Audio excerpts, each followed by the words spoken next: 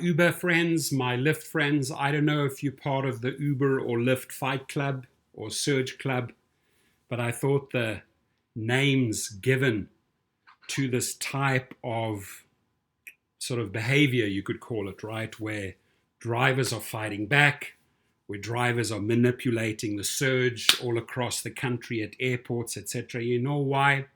Uber has to ask itself, why is this surge club forming? Why is this fight club surging, right? Forming. It's because drivers are fighting back. And when you push a driver to the brink of his earnings, they manipulate our earnings every single day, right? They play around with the algorithms, and in the moment we fight back and figure out a way, they cry foul, they get angry, they're pissed. And this is the general vibe. So they're trying to send a very strong message back to all the Surge Club members around the United States. Don't do this, you'll get deactivated. I say to yourself, Uber and Lyft, take a step back and ask yourself how you got there. Ask why did a Surge Club form in the first place? Because of mistreatment, bullying, manipulation, and pushing drivers to the brink, right? They've had enough. So if Uber and Lyft truly wants to learn from this, right, and change things, it starts with the treatment. It starts with rewarding your drivers what they're worth, because we're worthy of a lot. We built you. We got you to the IPO. We made you filthy rich, right? So understand, just have some sort of understanding for the fact that the Surge Club is happening and it's real. Now, is it correct? No. And again, I don't think this would have even happened, or we wouldn't have even gotten to this point had Uber or Lyft just taken care of their drivers, right? And consider this, Uber and Lyft. Consider this, dear CEO of Uber and Lyft. Once upon a time, you started off with a scenario where the drivers could make a healthy living. They were putting 75% in their pockets, in their accounts. You were taking 25% for providing a platform, but the hardcore work was done by the driver.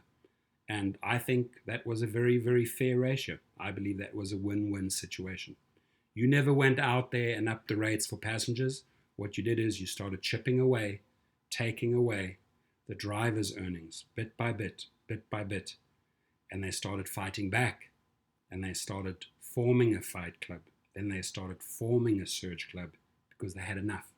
So you've got to learn from this, right? You've got to take a step back and learn from this and make changes. A good CEO sees the mistakes, acknowledges the mistakes that he or she makes, right? And then corrects them. A good CEO will step forward and say, hey, you know what, dear labor force, dear workforce, we screwed up. We take responsibility. We will correct it. But Uber drivers and Lyft drivers are skeptical. They've been burnt time and time again. They've been bullied. They've been taken advantage of.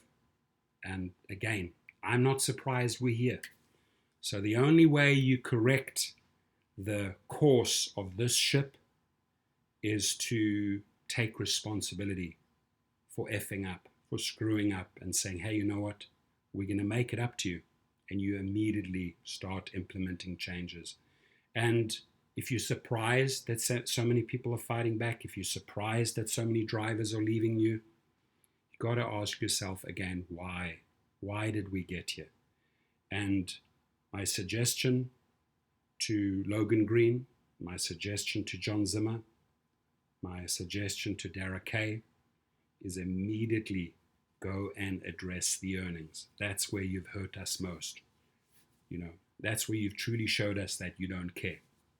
And if you want to see this surge club evaporating, if you want to see the fighters turn into lovers, all starts here. Have a great day.